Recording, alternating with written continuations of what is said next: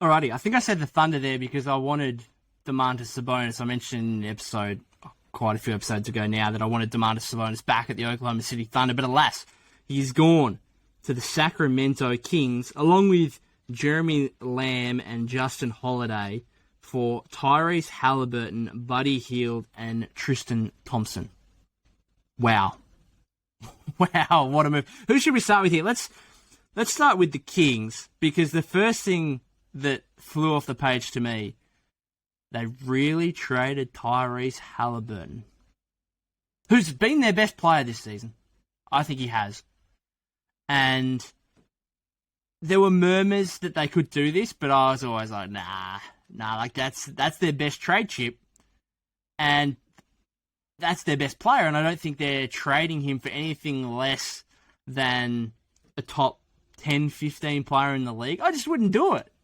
Like he's a guy that he's 6'7", can play make, regularly gets double-digit assists, shooting the ball over 40% from three, 6'7", as I said. So he's not the best defender right now, but he's got some upside there. He tries on defense at least. That's a starting point. And the Kings have been so bad at drafting the past decade. They finally got one right. And it wasn't even a high pick. What was it? It went 11th, I think? 11th or 12th? And they finally got one right. They got a steal and they trade him away in his second season? Now, kind of screams a bit of impatience for mine. Because I looked at it and just thought, all right, Darren Fox has got to be the guy that goes. Build around Tyrese. Darren Fox. One, his contracts are horrific. Two, he's playing poorly. Three, he's got some more injury issues than Haliburton. It just doesn't make any sense that you'd build around Fox over Haliburton. But I think at the end of the day, what's happened is the Kings have understood how bad they are and said, we've got to make a move. We've got to make a serious move just to try and change things up here. And there's not the takers for Fox that they ideally would like. So they looked around and thought, okay, Haliburton's our big chip here. We can get something substantial in return for him, which they did. Sabonis is a two-time All-Star or whatever. And they looked at Haliburton and thought, yeah, that's the guy. That's the only guy we've got here where we can get something substantial in return to at least change things up and try something different. Provide a different dynamic. Give some hope to the fans that, hey, this All-Star caliber player in Sabonis is coming in. Things may be on an upward trajectory. But I still wouldn't trade Haliburton. And that's why I think it's just impatience. I think I would have just waited, even if it had to be to the off-season, just wait for something to come up for Fox. And you know what? I wouldn't have even needed a great return for Fox. It would have been more about, okay, we open up that salary and we give Haliburton the keys. And we just see what happens here.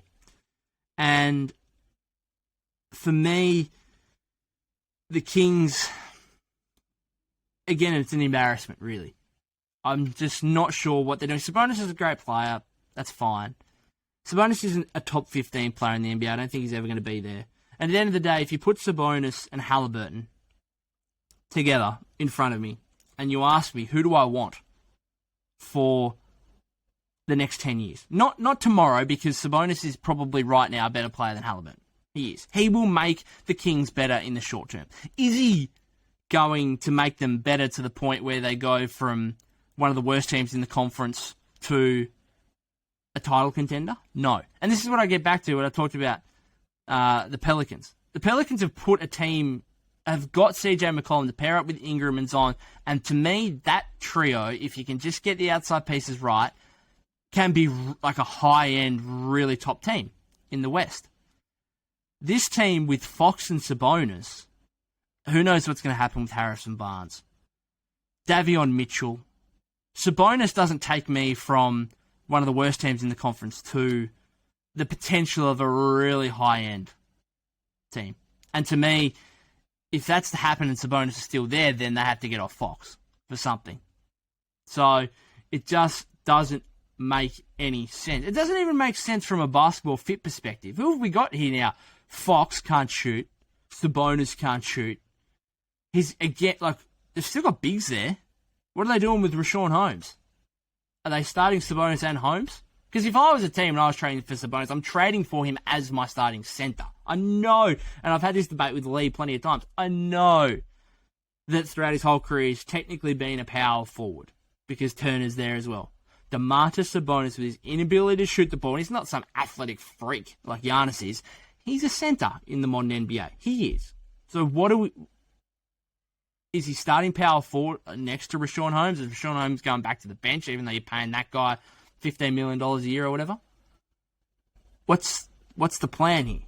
Fox can't shoot. Mitchell's shooting so far in his career has been a question mark, and really his whole career, going back to college, he had one good season where he shot the ball at over 40%. And everyone coming into the draft was like, okay, is that a real thing, or is that just a blip on a radar that suggests this guy isn't a great shooter? I watched him against the Warriors last week. He shot the ball really well. He had a career high 26 points, I think. But I'm not convinced that this guy is going to be a 37, 38% shooter from three in his career. Fox can't shoot. Sabonis can't shoot.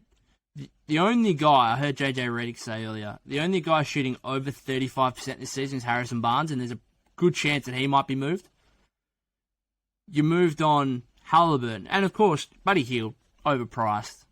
Not sure he holds much value. Doesn't really matter in this trade too much, but he is a good shooter. He's an elite three-point shooter. And so, now they've just got no shooting. Like, in modern basketball, you need three-point shooting, and they got rid of their two best shooters. I don't like Haliburton's form at all, but throughout his career thus far, he's shooting over 40% from three. And there's enough sample size there now to suggest, okay, this guy can actually, it doesn't look great, but he can actually shoot. So, I'm not sure what they're doing. I really don't. Justin Holiday, Jeremy Lamb, good role players. Nice role players. Not making a difference to the Sacramento Kings. So, Kings will be fun to watch for 5 games when Sabonis makes his debut. And then I'll go back to not watching them again. Because, the only reason I was watching them was probably Haliburton. He's gone. Sabonis is cool, but you know what you're going to get from Sabonis. Again, a bit like Ingram, I'm not sure where the personal development or growth comes from outside of, okay, he needs to improve his shooting. I'm not sure if that's ever going to happen. We'll wait and see. Could. But I also feel sorry for him. The fact that if I was Domantas Sabonis at the Indiana Pacers, I would have liked to go to a relevant team. If not a championship contending playoff team, at least a team on the up. Now, he's going to a team whose best young player just got traded for you. And, yeah, it's not a great position. The Kings haven't improved. They've improved their roster in the short term in terms of for the rest of the season they might be more competitive. Whoa, cool. You're battling for a play-in spot. You might get 10th in the West. You might overtake the Blazers, who will go in the complete opposite direction. What are you actually doing in the long term, though? Is this team going to be vying for not only a playoff position, but a top 3-4 seed in the Western Conference? Absolutely not. Which is completely different to what I just said about the Pelicans, because they have an optimistic outlook here where they've got a top 10 player in the league, well, not right now, but can do, if he gets fit, and 2 close to all-star caliber players. I don't know. Thank God I'm not a Sacramento fan.